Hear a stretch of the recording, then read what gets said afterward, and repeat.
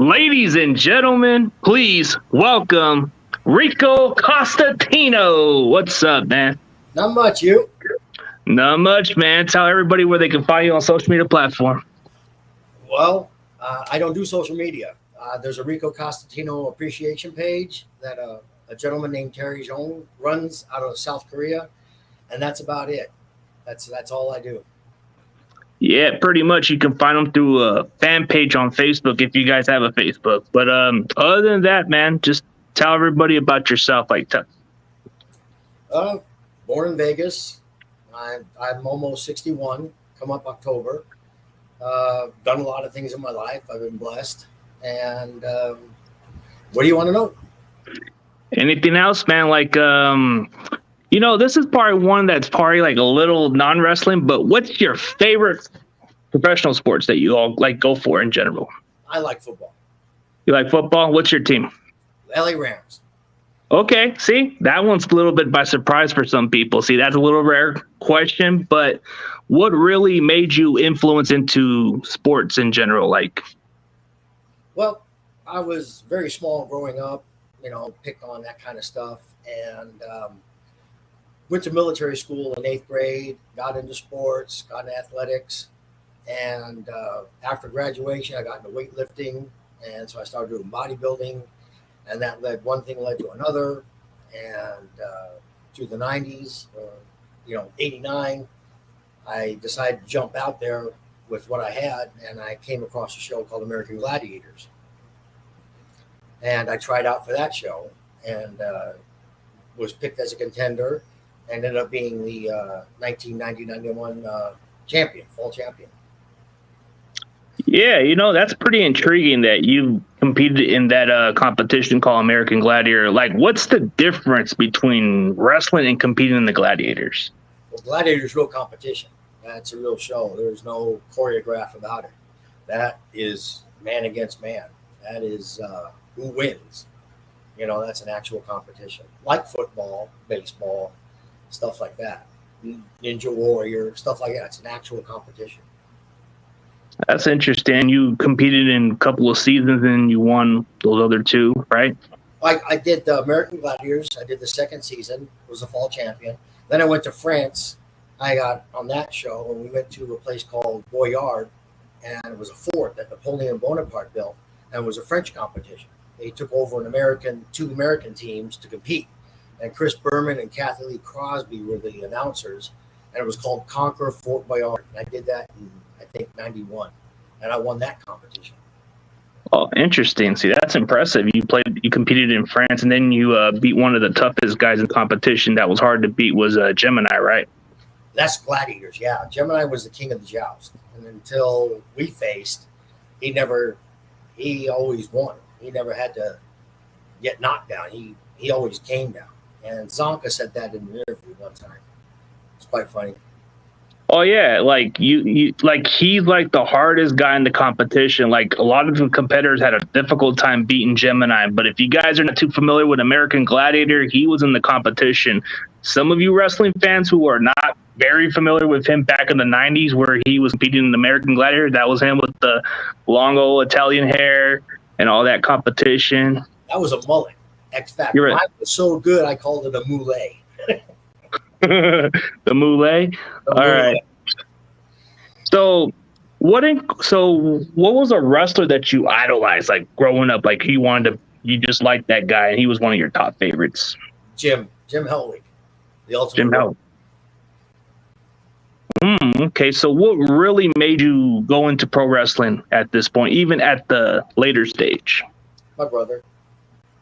We were always fans when we were growing up. I remember watching AWA when we were kids on Saturday morning with Rocky Johnson, Pat Patterson, stuff like that. Sheik that had the loaded boot, and all those guys. And later on, got into the 80s and was a fan of all Hulk Hogan, all of those, Macho Man, Savage, Warrior, Papa Shango, all the old times, because it was good against evil. And then later on, the lines got blurry.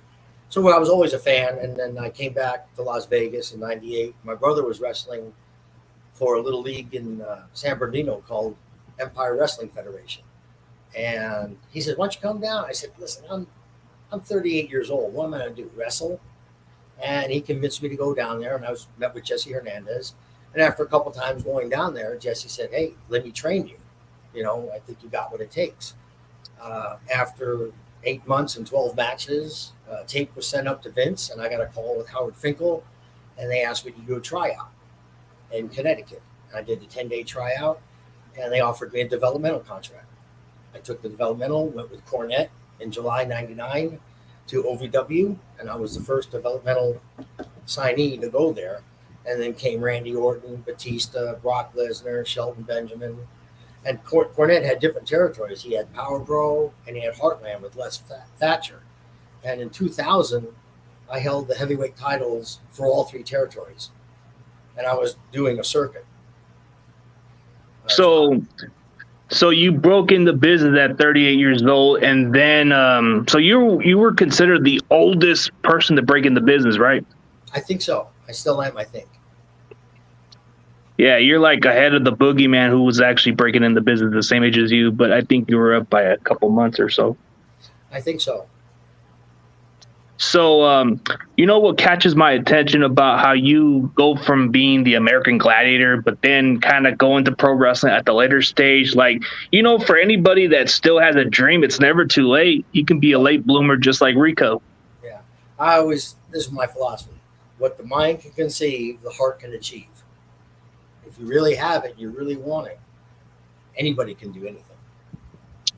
So when you started in wrestling, you started as a babyface, right? In OVW, yes. I was a babyface throughout the territories, the minor leagues. So the minor leagues, they were liking you as a fan favorite, but what made you turn heel? Well, in OVW, I was wrestling Flash, and I got hip tossed with a hip toss flip I used to do, and I tore my patella tendon, my whole quad, and it separated. And while I was rehabbing, trying to come back, Kenny Bolin told Cornette, "Let me have him. Let me make him a heel." And Cornette said, "No, that's our top babyface. He can never be heel." And Kenny said, "Give me 6 weeks, and if he's not heel, I'll give him back." So Cornette agreed to it, and within 2 weeks, I was a heel. Yeah, you went from being this guy that everybody was cheering for, an American Gladiator, into this, "Oh, you suck." Yeah. I mean, what was it like to just compete in OVW? What was the competition with those other talents? Oh, it was a job basically. Like I said, I was learning. Like I said, when I went to OVW, I had 8 months of wrestling work and 12 matches. And in one of those 12 matches down in Empire, I got to wrestle the Honky Tonk Man. So I was learning all the time. I was trying to take anything I could take and learn to get called up to the big stage. And it eventually happened. So, but when I went in as a wrestler, but I was brought in, called up as a manager. I was like, I know nothing about managing. So between Billy Gunn and Kenny Bolin, they helped me do the manager part. And then I got to wrestle, and then I became a wrestler full time and quit the managing thing. Yeah, speaking of Kenny Bolin, he said you were one of his best persons that he's ever managed in the business. He praises about how good of a person you are, and you guys talk on a daily. Was he kind of the reason why you got to be where you're at, or you kind of Well, when I was coming through OVW, they were going to cut me and not even give me a chance at the big show. And Jim Cornette, JR, Stone Cold, and Kenny, and wrote a letter to Stephanie and said, "Hey, he's gonna be here for 90 days. Why don't you just call him up, let him do dark matches, and see if you can think of something for him?" And that's what happened. So I was doing dark matches. One day I was a face, one day I was a heel. They put me against everybody. And I think Stephanie was the one that thought of the stylist character, the manager for Billy and Chuck. Yeah, that was interesting when you first got into the main roster. You came in as a manager, like a hairstylist. So what was that difference between going to the WWE to the OVW and the other territories? What's the difference? Well, I just learned how to be a wrestler. Now they bring me in as a manager. That was a whole new role for me So I was constantly learning, basically throughout my whole career, learning, picking things up, talking to all the legends backstage, Fit Finley, Dean Malenko, Pat Patterson, Jericho, Chris Benoit, just taking in anything they can teach me. And for that question for Terrence, I think he was 36 and a half. Deep. Yeah. He broke in the business just like you, but a little younger at the time. But that's the most interesting part about how you end up in the main roster, because you became a manager of Billy and Chuck. Like, wasn't it like the most controversial at the time on SmackDown, but it could have been something more better if they would have put it somewhere else? I don't know, but that was a racy storyline. And Chuck and Billy and I went to Vince, as long as we don't embarrass that way of living, we'll continue it. But, if it's going to target them or bring bad light on them, we're not going to do it. Same thing with the second character with the face paint, the Adrian Street character. As long as it didn't, show that lifestyle in a bad light, I'll continue to do it. So was there like any other wrestlers that you rubbed the wrong way during the locker room or anything like that? Probably Bubba, because he's the one that hurt me in a tag team match in Chicago. Bubba was always complaining, always doing an angle, trying to piss people off. I got along with everybody. Basically. So you got along with everybody else, including Bob Holly, who some people say he's a little stiff and a little tough on people. But what's the difference? What's the difference with Bob Holly? He won't hurt you. Bubba hurt me and knew I was hurt in Chicago and continued with the match. Tore my hamstring 3 different times in the ring. Kept doing stuff, and I'm like, I'm hurt. Bob Holly may be a little stiff, but Bob comes from old school, so some people misunderstand him. You got to pay your dues. And Bob Holly and I fixed it all up in Italy one time. It was Billy and Bob against Charlie and I, and we settled it in the ring. And it was, it was normal for me. Oh yeah, like part of what happens is, like you said, the guy he's paying dues, and you got to earn his respect. And some veterans are like that. Yeah. But did you ever get any ribs or nothing like that? No, not really. Now it wasn't much of a river. I was there to work, basically. I came to work, showed up for work, did my job, and left. That's basically it. I was older than everybody else usually.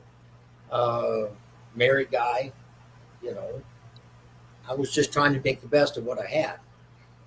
Always thinking, trying to create new ways to move the character, keep it interesting, both characters.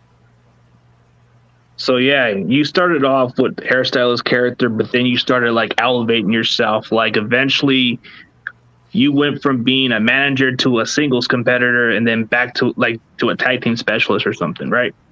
Well, tag teams, yeah, that's right. Well, I was going to come out with the second character, and that was supposed to be a heel, but the fans turned to babyface. Because I started out on Raw doing heel stuff, but the stuff I was doing was entertaining, and the fans turned me face. So then I came back on SmackDown as a face. The first match was with Charlie, and I kissed him, and he couldn't come back in the ring.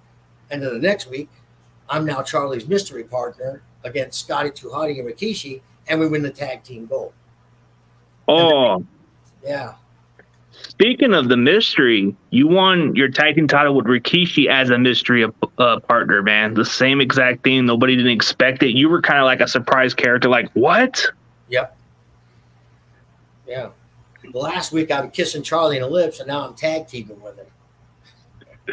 I thought it was kind of funny how your character was a little too off. Like, it was a confusing character. Like, you couldn't tell if you were either gay or straight. One of the two. Like, your character was just perfected a little bit, like compared to like Goldust and the other guys. Well, that's because Jackie Gator, Jackie likes me, and then when we tag him with Charlie, so here's Jackie likes me, I like Charlie, Charlie likes Jackie. It's kind of like this, And I kept pinching Charlie or doing stuff that would get him upset or get him more aggressive in the ring when he took on the opponent. So, what's this say? What was that? Oh, Bubba was on NWA like Power episode, and he apologized to all the wrestlers that he bullied. But I don't know, like, let's say if Bubba did reach out to you, would you even accept his apology or not? Yes. If he's man enough to say something like that, I'm man enough to accept it. Yeah, it takes a lot of respect and character. You know, sometimes we got to move forward with the past and hope for the best. But when you look back at your character, did you kind of enjoy that character the way you were trying to be more of an Adrian Street, kind of like an Adonis type character with the Goldust type of mix? Yeah. I mean, I worked on that character, and the fans helped as much as I did.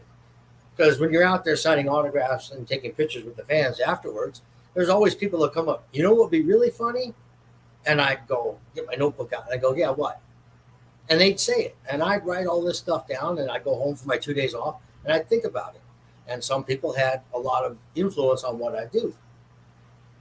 So, yeah, the fans were just as much a part of my character as I was. Yeah, your character was just like hilarious. Like that's what your character was comedy, pure comedy. And the way you kind of did it, when I saw how you were as a wrestler, I thought it was funny how you told Rikishi, said, come on, yeah, come on. See, that's what you're doing. You're entertaining, you know. And a few fans said this, but I remember one in particular. He said, you know why I watch you, Rico? And I said, why? He goes, I don't know what you're going to do from week to week. And that stuck in my head.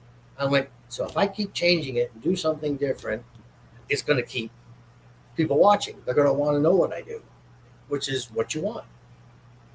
Yeah, entertainment. And plus, you're willing to listen. You're willing to look for what's funny. And that's what stands out about your character. Like, I think by far during the early years, you had the ability to at least, I would have thought maybe you would have got the IC title run, maybe. You know, you were winning over the fans at the end of your career. Yeah. Yeah, I'd like to held one of those belts. IC title at least. Yeah, it's like one of those prestigious titles that most of the Hall of Famers have got. But I thought maybe you could have at least got a solid title run. I mean, you were winning the fans over. Even if you were a heel, you were just pretty much entertaining. A lot of the fans just liked the character. But then, I don't know, like, I thought the way you were as a person on the locker room, I thought you were kind of rubbing people a little bit. I don't know. I never got that impression. I got along with everybody that I thought, you know, respect them, they respect you. Yeah, that's true. So what was it like to go from Billy and Chuck to 3 Minute Warning? It was different. I got heat for Billy and Chuck. Vince wanted heat for 3 Minute Warning. So that's why I went over there. So a lot of the heat when you were coming as with 3 Minute Warning, you were attacking lesbians, senior citizens, and all that stuff. And then you had a bunch of, like, Eric Bischoff would always come in with the people and say, "You got 3 minutes." Yeah, that was our role then. So yeah, we were the heavies.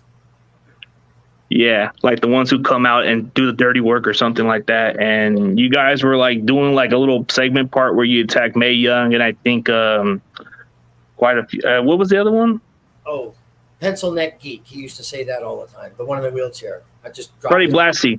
Yeah, we did that, and I think Goldberg came out, or to save him. The Dudleys did. Huh? The Dudleys. Somebody did. Yeah. Too many hits in the head with the chair.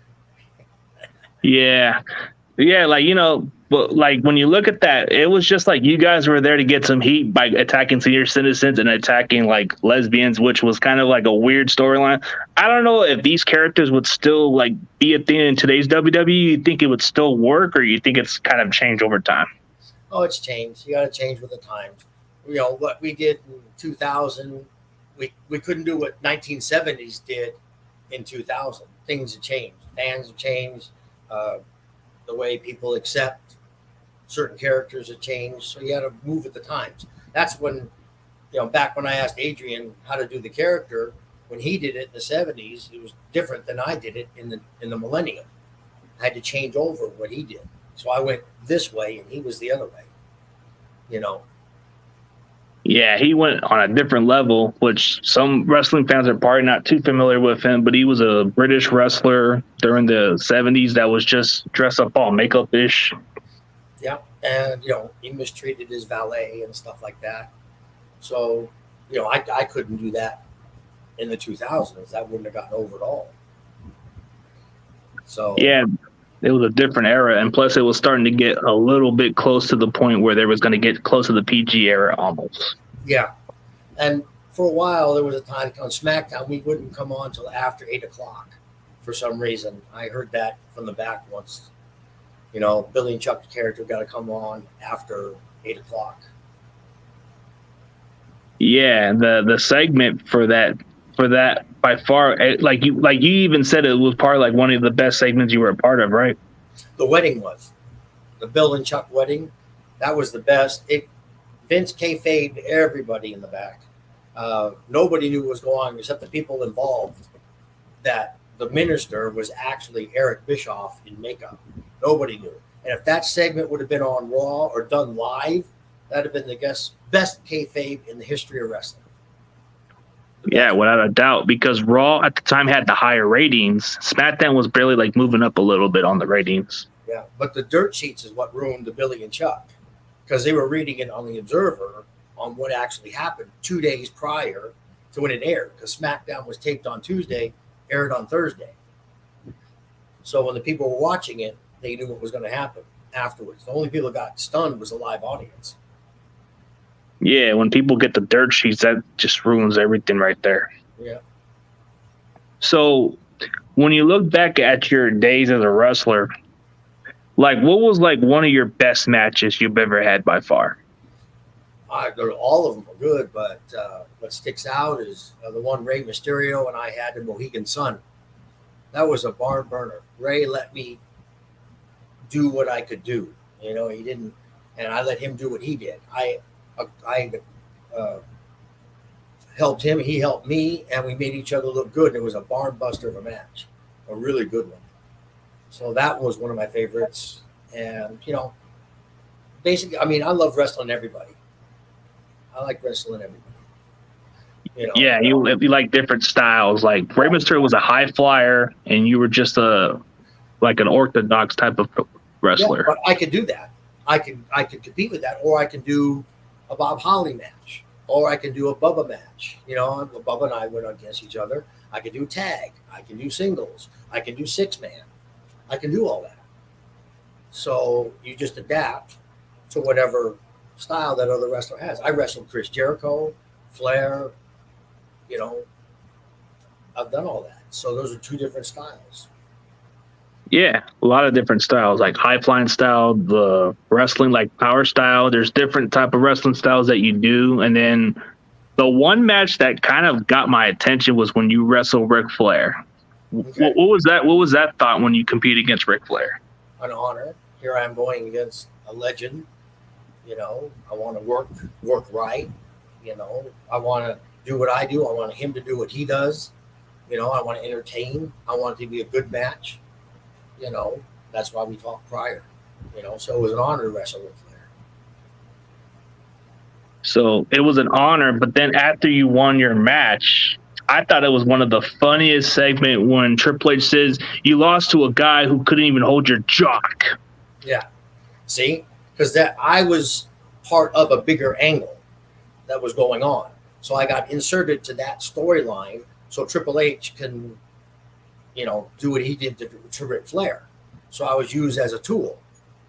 See? But you roll with it. You're part of the company, you're part of the team, and you just go with it. Okay, what's this one? Ooh, I don't know if this is true or false, but it was on Rene Dupree's podcast. Paul London said Rico was streaking on the beach in Italy. True or false? Well, not streaking, but we were in Italy. It was Pesaro. And we just did a match, Charlie and I, and we're in a hotel, and we're right at the water, the ocean. So late at night, moon's full out there. I see a jetty, and I strip down to my underwear, and I go for a swim. And they're telling me, no, no, no, no, no. And I swim out there, get on the jetty, stand up, look around, and I swim back. And waiting for me there on the beach is Undertaker. And he looks at me and says, "What are you doing?" I said, "I just went for a swim." He goes, "You know there's sharks in that water?" I said, "No." He goes, "Get in the hotel. Just get in there." Yeah, so that's the story. I wasn't streaking, but I had my underwear on, but I took a swim. And Taker had to come out and get me and put me to bed. Well, speaking of Undertaker, was there like any other Undertaker stories or not? Oh, well, I had the makeup, the real flamboyant makeup. And I'd be in the stadium's locker room, bathroom, putting on my makeup. And one day, Undertaker walks in because he puts the eyeliner under his eyes. And he sits right next to me. And he goes, or he's putting the makeup on, and I'm looking. And I guess I joke. And I look at him, I said, "Hey, you want to use any of mine?" And he stops and goes, "No." Finishes, and he walks out. So that was it. Yeah, that's crazy, man. Like, it's rare how Undertaker is because he's a respectable person in the locker room. Like, everybody respects him as a leader, but he was like freaked out by you. Said no. No, he kind of grinned because he knows me, And it was kind of a little rib shot, little joke. When he was some of mine, because I had all the glittery stuff, he had the black, So he didn't want to break character. So he's no, and he walks away. So it was kind of a little joke. What was that other one that got pulled up? Oh, I just joined the stream, but I don't know if you asked Rico, but if he has any regrets during his pro wrestling career. I have no regrets, none whatsoever. I was given a task. I was given two characters. And if you look at me as a person and what I've done in my life, those two characters are the exact opposite of who I really am. So I have no regrets. I got there, I did there, and here I am almost 17 years later, out of the career, and I still get people wanting to know what I did and stuff like that. So that's humbling, and it's an honor to come out and people still ask, "What is Rico doing?" Yeah, like speaking of Rico, what have you been up to lately since pro wrestling? Oh, well, after I left wrestling, I became a police officer again, and for the state of Nevada. And then I was a part-time U.S. Marshal at the same time as a district security officer, working all the federal buildings, transporting prisoners, booking prisoners, stuff like that. So I did that. And in 2007, I held 3 badges: state of Nevada, U.S. Marshals, and the county park police officer. I was on the force with my brother as a reserve. So I did all that. And then I got promoted in the state, and I went to lead investigator, and I had to drop one of the side jobs. So I dropped the park police and kept the U.S. Marshals until about 2016, and I got sick. I had 2 blood clots in the lung, and I was sick for about 3 years. And after that, in 19, I got better and started to work again as a security officer, and did that for a while. And now I'm with a insurance company here called Beltrans United, and I'm basically a road supervisor, supervising field agent for this insurance company who insures 2 cab companies, all Caesar's Palace properties, a couple other limo properties. So I do accident investigation, risk management, loss prevention, and I work 12, 13 hours, 4 days a week. And that's what I do now. Yeah, that's good. Like, before you were doing wrestling, you were like in the police force at the time, huh? I was a North Las Vegas police officer at the age of 23. That's when I first started. And then after I left wrestling, I went back into police work. But I was a bodyguard, international bodyguard. I was a stuntman. I played Batman at Six Flags, and I was in the Conan show at Universal Studios. So I did that after I did Gladiators. And in fact, the year after I did Gladiators, I went on the road for a year, and I did work with 10 different children's charities. And I donated my time to these children's charities: Special Olympics, muscular dystrophy, cystic fibrosis, all of it, the burn unit, all those. I worked about 10 of them. And I did that for a year. That's good. At least you're helpful in the community and you do a lot for the city. So you do like everything. Like, I guess outside of wrestling, people just look at Rico as a good human being that does a lot, right? I hope so. I try to be a good human being and I always try to give back. Always try to give back. That's how humble people are. We give back and we make the most out of it. So like when you look back at your wrestling career, do you just look back like maybe you could have done a little bit more? No. I did what I could with what I had. Like I said, Vince gave me these characters, and Vince is in charge of the machine. Once you get plugged in, you're gold. So I was just trying to get plugged into the machine, and that was it.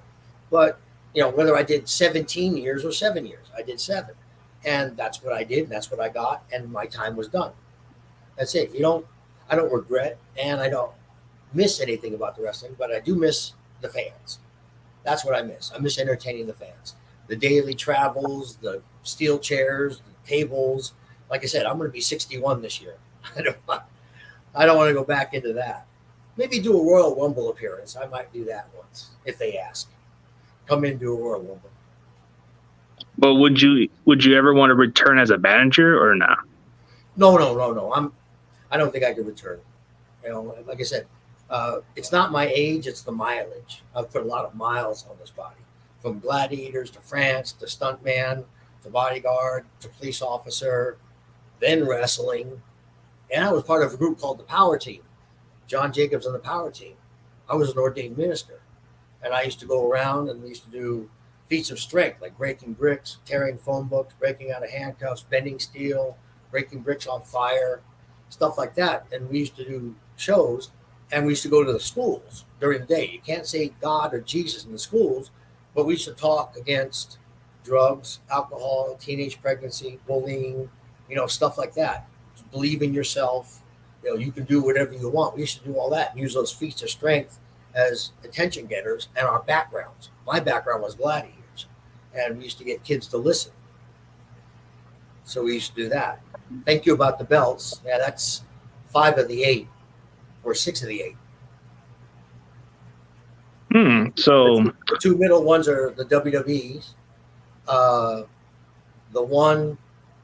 The silver one, the 2 silvers. One's Heartland, one's OVW. The one, I guess, on my left is the Gladiators, and the other one is the Power Pro. What's missing is my first heavyweight title, Empire, and my title I held with John Cena, the Southern Tags. It's sitting down. I don't even know where to put it. Well, so speaking of John Cena, what was it like to work with John Cena behind the scenes or in the ring? John was very professional. I brought him in OVW as my prototype. That's what he was called. And I was Rico the role model. That was the heel character. I was Louisville's role model, which, turned the fans sour. I used to call it Louisville. That'd tick them off. So, yeah, John Cena, we were tag teams, and we won the Southern tag team titles, and we held on for a while.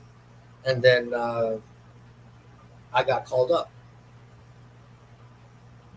So, did you, I guess in some ways when I looked at a lot of people, I guess quite a few people have said that you kind of, helped a lot with John Cena's career a little bit.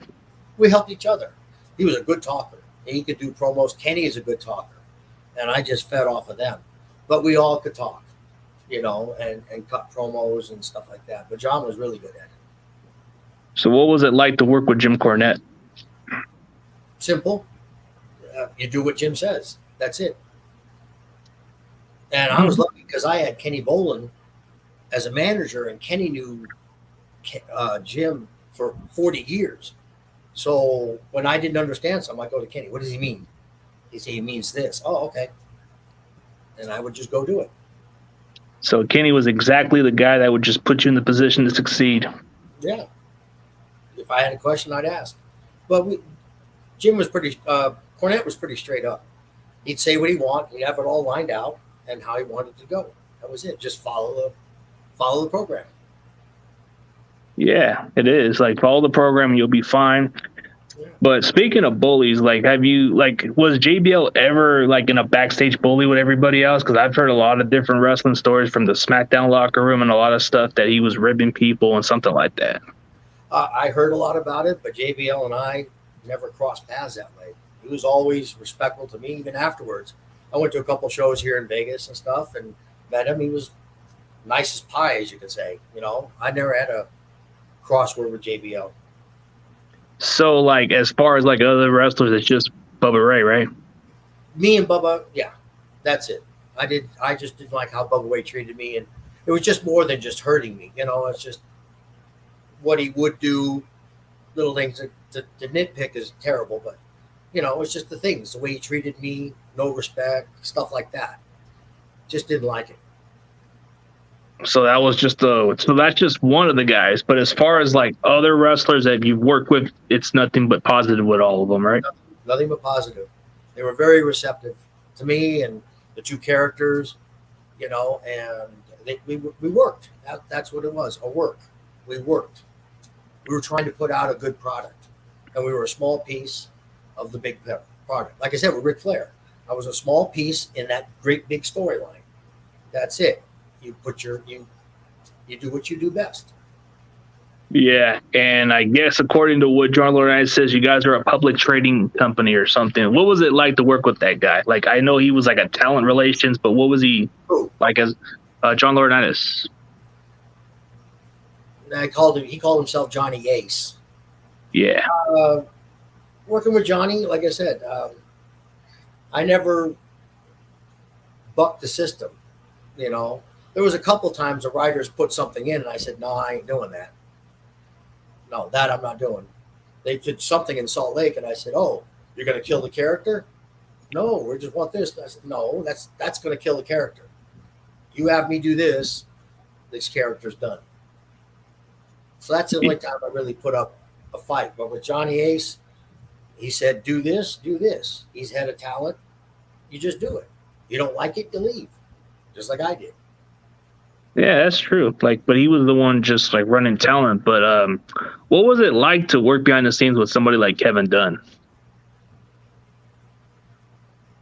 Well, he was fun. I mean, like I said, I didn't have a problem with anybody, that I knew of. I came, showed up for work, was positive, never had a bad day. That was it.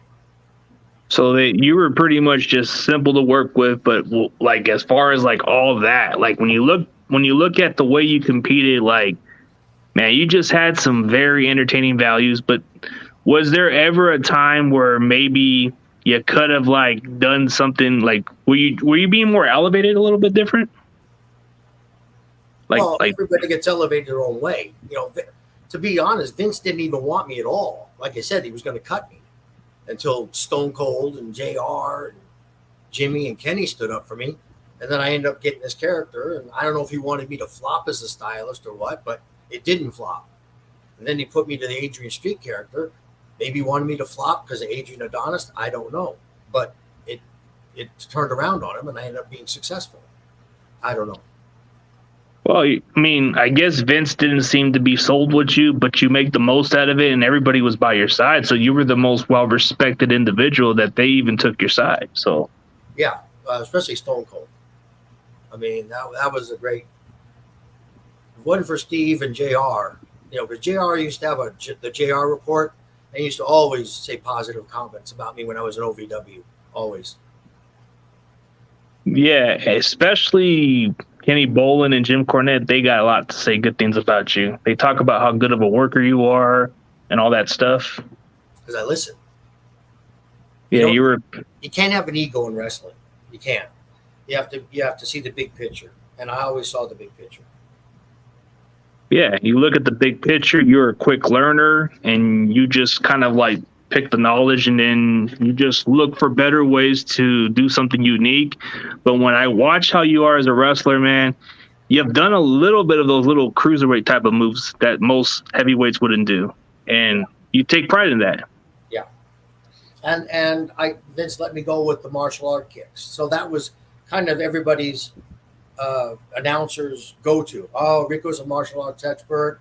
Watch his quick feet, da da da da. So they had something to go with, and I did things that other people didn't do in the ring. So Yeah. it kind of, the jumping Itsuguri off the second rope, the moonsault, but Bill DeMott called it. Rico calls it the high hard one. So they had stuff to go off of me, so they made their announcing a little more interesting. Also, like I said, we all work as a team. Yeah, especially like how your finishing move was the round kick. And I don't know what spinning heel kick. Yep.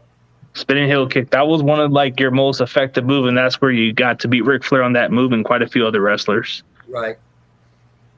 Yep. And then when we were tagging with Charlie, I started going to the moonsault. Charlie would double axe handle, and I'd moonsault. Yeah, you did a moonsault, and then you did a couple of different moves, mostly like leg drop type of finishing moves, or kind of like your little like you do like you were doing moonsault with Charlie Haas because he was doing a German suplex. Yeah, that too. Like I said, we fit it all in different ways. But like I said, did the best Charlie do the things I could do, make the other guys look good. They make us look good. Like I said, it's a story. So what was the purpose of having you team up with Rikishi as a mystery partner to ruin the chemistry with Billy and Chuck? Like, I never understood that one. That one was kind of like a little bit of... Well, that's when Vince was fighting with Rikishi. The car almost hit him and stuff like that. So the storyline was Vince was trying to crush Rikishi. So he doesn't have a partner. So why, so Billy and Chuck's manager is going to be the partner, and then all three are going to crush him. But it backfired. I ended up super kicking Chuck, and then Rikishi got me, and I fell on Chuck, and then we ended up winning. So it was all supposed to be against Rikishi, all three of us, but it backfired. Yeah, that spinning heel kick. I believe you were doing that spinning heel kick, and that backfire. You hit Chuck with that move, and that's when Rikishi pushed you aside with a super kick, and then he pinned Chuck on that 3 count. Yep. So, it's like I said, it's part of the storyline. You do what you're told. Yeah, you were healthy, you try to stay healthy, you make the most out of it. But what was it like to compete in the Royal Rumble? I'm nervous because, there's other people in there, and you're there sometimes with 6, sometimes with 3. I only did 1. I went in, did a little stuff, and then got thrown out. That was it. And everybody has to meet, and they're told what they're doing because there's a bigger storyline in there within the little tiny stuff. So you got to do, go in, do what you do, and get out when you're supposed to keep the match going. You got to know your place. And you got 30 guys trying to choreograph all this. Yeah, you got to know your role, and then that's how they do it. And competing in the Royal Rumble, it's kind of like something cool because you get a chance to have an opportunity to compete at WrestleMania, but they always go with the top guy. I know. But you got to be part of the soup, basically, To make a soup, you need a lot of ingredients. So in the Royal Rumble, everybody's part of the soup to help whoever's getting the push. Yeah, the push, because that's where they get an opportunity to main event WrestleMania. Like, when you look back at the way you were competing in those Rumbles, you were kind of like that kind of guy that would just get eliminated at some point, and some of the guys would just catch off guard a little bit when they eliminate somebody that you didn't expect. But you were like one of those guys that would just get out soon. I didn't spend a long time. Like I said, I was just a piece of the big puzzle.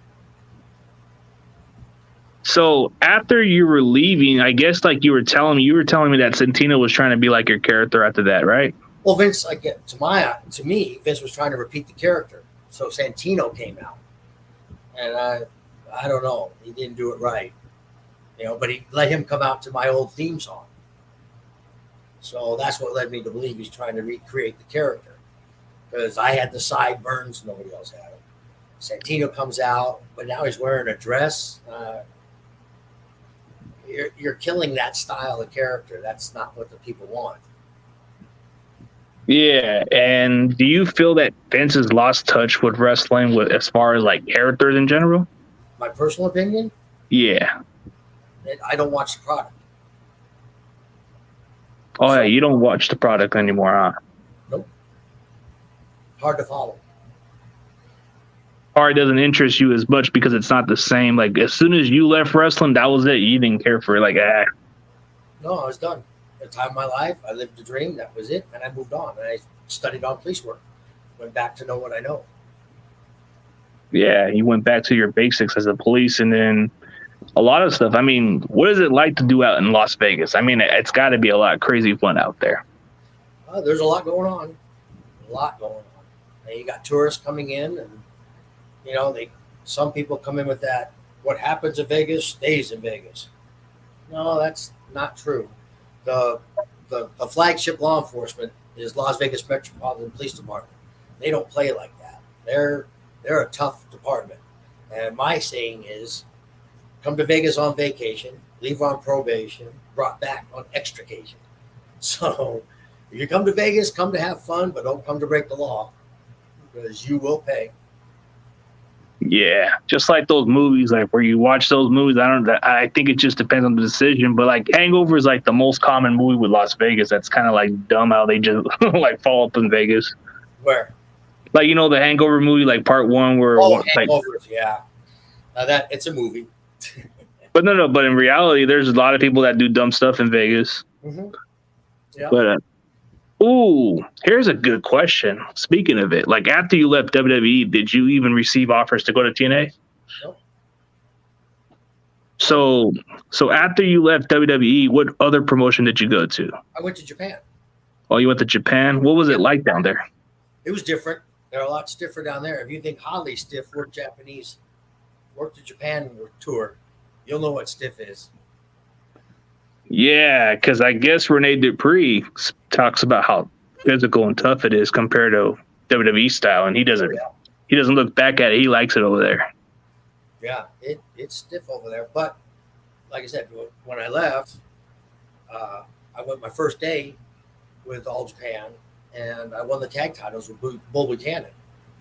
And I stayed 3 weeks, and then I said, I'm 44 now. Am I going to go back to Japan every month for 3 weeks? And I said, no. So I just gave it all up and went to police work.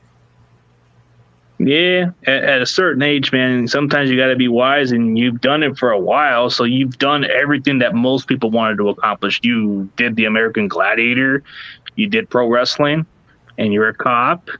You've done pretty much anything that most people would dream of, and you've achieved the expectation that most people would want to do.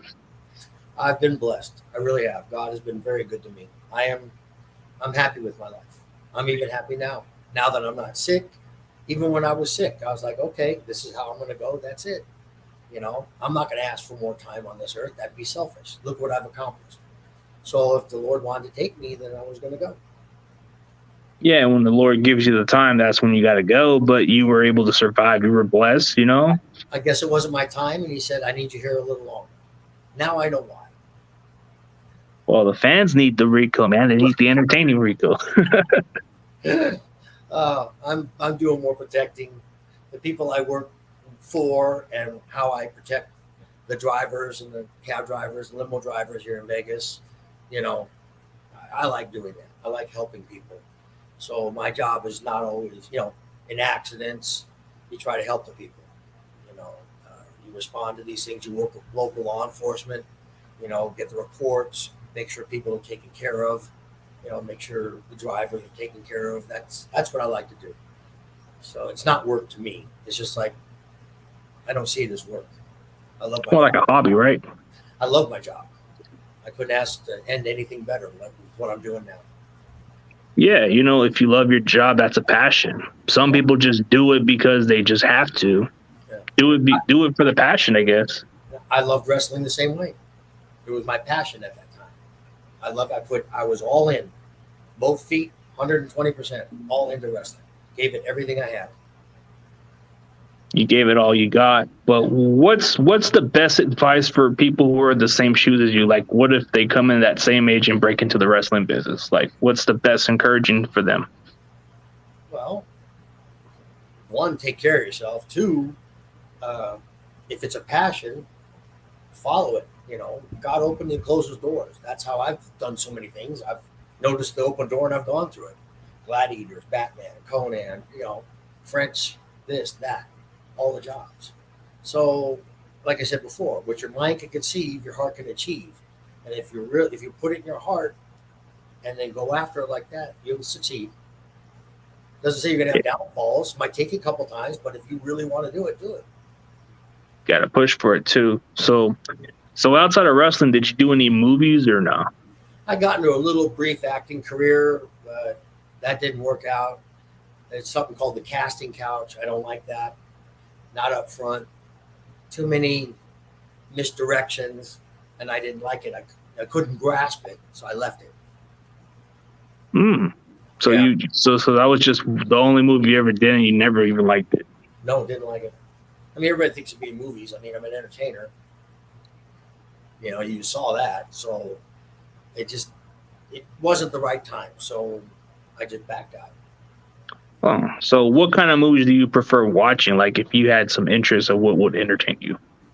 Oh, I love action movies. I love actions. I love storylines.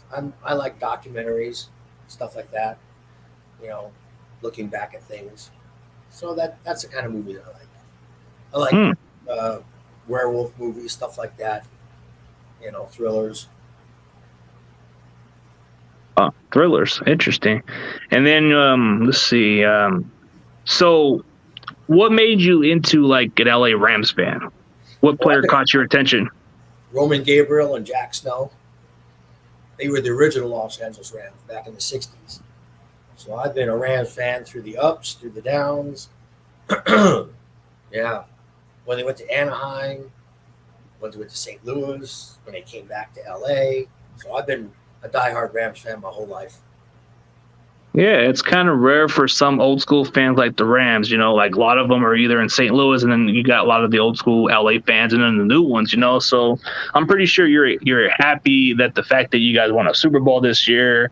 Yeah. Was it long overdue at the fact that you guys were due to win one at some point? Well, I know we were going to win one, especially the new coach, and Donaldson, and just everybody came together.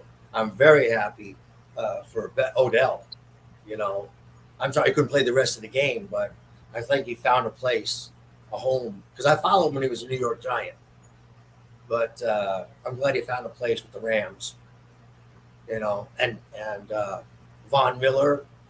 I watched him as a Bronco too. The guy was vicious. You put together a good team like that, and they're well disciplined, you're going to win a Super Bowl.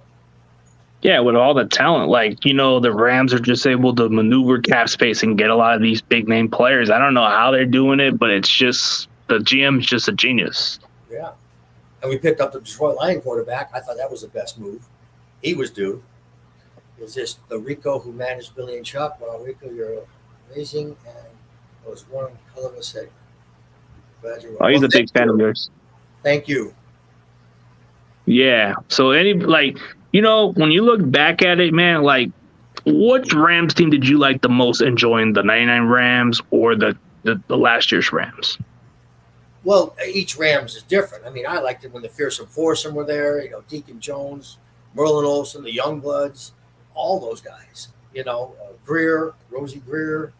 And then you have the others. You have the greatest show on turf when they won it in St. Louis. All that talent, Holt, all of them. And now you have this talent. So they keep rebuilding themselves. And you fall in love with them all over again because they're the heart attack kids, basically. Yeah. So that's what I love about the Rams. So you don't follow basketball or baseball or anything like that? Not too much basketball. I'm a Yankees fan, which is not too good because my brother's a Boston Red Sox fan. So when we play each other, we go at it. So I my American League's Yankees, my National League is Dodgers. Ooh, okay. Yeah. So do you watch hockey too or not? Oh, hockey. Well, I'm in Vegas, so guess who my team is? Golden Knights. Golden Knights. Yeah. So we got to come back. A couple pegs missing from the puzzle, but we'll come back. So if you had a team to root for in the AFC, would you even root for the Raiders too or not? Oh, yeah. Now they're here in Vegas. I'm going to root for them. But you're more of a Rams. Oh, yeah. If it's the Raiders and Rams, I'm a Ram. If it came to the Super Bowl or something. Yeah. Well, listen. Let me ask Rico, what was the reaction of the Billy and Chuck idea? And did you three enjoy how it went? Same with Eric, the wedding was awesome. I'm not talking about that. Oh, I just talked about it. I was happy to be part of Billy and Chuck. Billy is a great guy. He's a tag team specialist. He's the reason why that succeeded. The wedding segment, that was good. Like I said, that was the best kayfabe in the entire wrestling history, I think, if it would have been on Raw. But it wasn't, but it's still good. It was still a great segment. Nobody knew the outcome.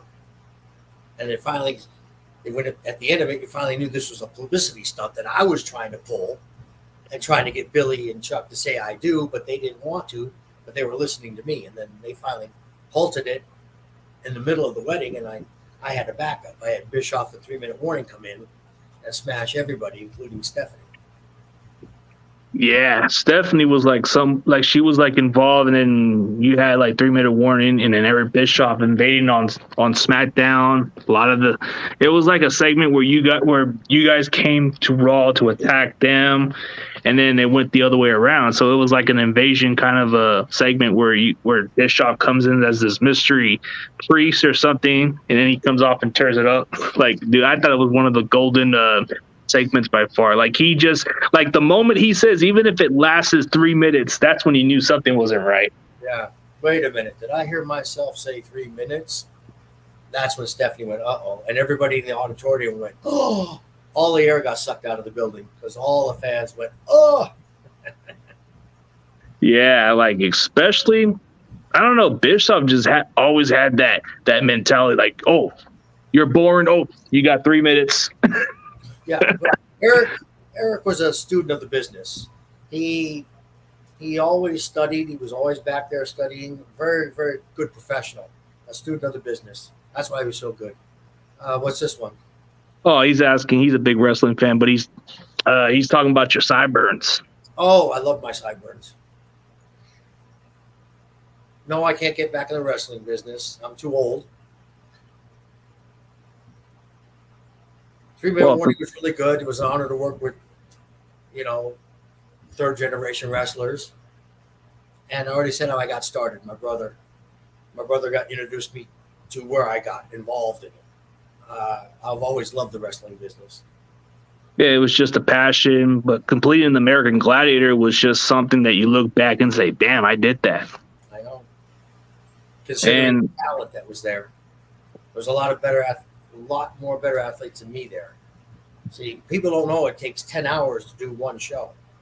It's 10 hours you're sitting there. And you get up, you do your event, and you go back and you rest. You get up, and you have to change the show and make the wall, do the Powerball, do the football, do the atmosphere, and they have to get it checked for safety and stuff like that. So people who didn't know how to get pumped up and then calm back down right away, by the 8th, 9th, and 10th hour that they stayed pumped up all day, they would be tired. They'd be mentally exhausted and couldn't do the Eliminator, which was the hardest thing to do in the whole show, was the ending, the move. The reverse treadmill up the bike, the balance beam, the net, the slide, the 2 jumps, and the Lady and the Tiger going through the paper. That's a lot to do, and you're doing it in under a minute and 15. After you've done 9 hours of the other events, 6 other events. So that's hard. Ooh, interesting question. Well, I didn't get involved in all that stuff. I hurt just like everybody else, but I never got involved into the pain pill side. I always took ibuprofen. So, some people get hooked on that stuff. Yes, it hurts. Wrestling is not fake. It's choreographed. It's a real thing. Your body is getting beat up 4 times a week. And if it's a pay-per-view, that's 5 times a week. Imagine having a week with the Dudleys. Well, every night you're going through a table. Yeah, especially with the 3Ds and all that stuff. It's got to be painful. But as far as like you said, a lot of wrestlers have taken pain for all those years of wrestling. But what was the reaction like when you found out that Eddie Guerrero passed away? Like it was one of those moments that made me felt crying, even though I didn't know the guy. But he was just right in the heart. Like I just love watching Eddie Guerrero as a wrestler. He was just entertaining. Yeah, we were friends, so I went to his funeral, but that was sad because he was getting his life straight. He was on an upswing. He and his wife just bought a new house, and his past caught up to him. That's what it was. His past. His past demons. That's what it was too. Yeah, his past. So what was the reaction like when you found out about Chris Benoit's situation? Like it must have caught everybody by surprise. It did, because I never saw that side of Chris in the 5 years I worked with him. Never saw it. And even when he deserved to get mad, I never seen him get mad. So that's not the Chris Benoit I knew. I used to talk to him weekly. You know, I'd be in the arena with him. I'd have a move, and I'd say, "Hey, Chris, where could I put this move?" And he'd be chewing on coffee sticks. You know, the stirs. He'd chew on those. And he'd go, "Well," and he would tell me, "Oh, put it over here. Or put it over here. No, this will go good. This will go good here." Chris Jericho, too. Give me advice. I'd think of a move, and they would tell me where to put it. Yeah, like I think Benoit was a good technician, and people have said good things about him. He had the heart, but the moment he won the world title, even though he won it in WCW also, but when he won it in WWE, and him and Guerrero were sharing at the same time, that was one of those moments that people can't take away. You know, like WrestleMania 20, I thought that was the greatest moment. You seen Guerrero and Benoit being champions at the same time. They both broke into business, and they had a moment together. Yeah. My best, and as a manager, what was the best moment? Any motivation from past man? Yeah, my motivation was Kenny Bolin. That's who I took off of what he taught me when he managed me. I brought that to WWE. So as a manager, best match, I call my matches. Rey Mysterio was one that stood out. I said that earlier. Best moment as a manager is the Billy and Chuck. Yeah. Here's a good one. This one may kind of sound tricky, but who was the best general manager in WWE, Eric or Stephanie? Eric. Controversial creates cash. That's what he does. Yeah, Eric. Yeah. He was going to do something. He was tricky. Yeah, so I think Eric. Yeah. Hey, you got yourself a fellow Ram fan in the building. Oh. Yeah, Rudy, we got yourself a Rams fan in here, man. This is the guy you're talking about. Great guess, telling you. Yeah,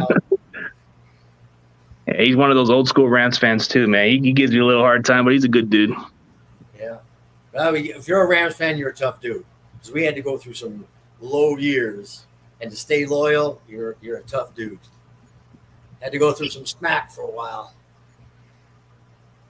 Yeah, it had to be, because in the early 90s or around there, you guys were struggling. You guys were going through losing drought seasons. Oh, yeah. You were owned by the Niners for a long time. A lot of other teams have had your number, and it had some frustration years. But 1999 became the year you guys were like the Cinderella team that had Kurt Warner nobody expect, and he becomes one of the greatest stories in franchise history. Yep. That's the greatest show on turf era. Yep. That's when you guys had the receivers, and then the running back, Falk, was just at a different level. Yep. Yeah, he was. Yeah. Wow. Oh, here's one more question before you go. Yes. Yeah, I met Bobby. Wonderful guy. Wonderful guy. Oh, and thank you. Thank you for Happy Father's Day. And thank you to all the fathers out there. Happy Father's Day. And I'd like to say thank you to all the fans that supported me all these years, and still Rico fans. I think I had a unique character. I don't think it's one that's going to be duplicated anytime soon. And I'm glad the fans still remember. It's an honor. Yeah, it is, man. And it's just an honor just to keep in contact with you, and you are a great human being. I mean, wrestling was something I grew up watching, and you entertained me for those decades, dude. Watching you, it just made me laugh. Like, if I had a bad day, your character, the one you had that was a little bit street character, That made my day. It made me laugh just to get over the bad days. Yeah. But thank you for being on the show. I know it's been past an hour. Maybe down the road we'll definitely catch on, man. But it's an honor, man, just to interview the legend, Rico Costantino, man. This man is the legend, the myth, the hairstylist, and the cop. Yeah. All right, man. Let's just call it a day, man. I know everybody was excited to see you, man. They were talking about you, say, hey, I want to see this guy. And there you go. You got this guy. Thank you. All right, man. Thank you too, man. Looking forward to it. We're going to end the stream. As always, CG Ruthless Sports and Rico Costantino is out. And see y'all later.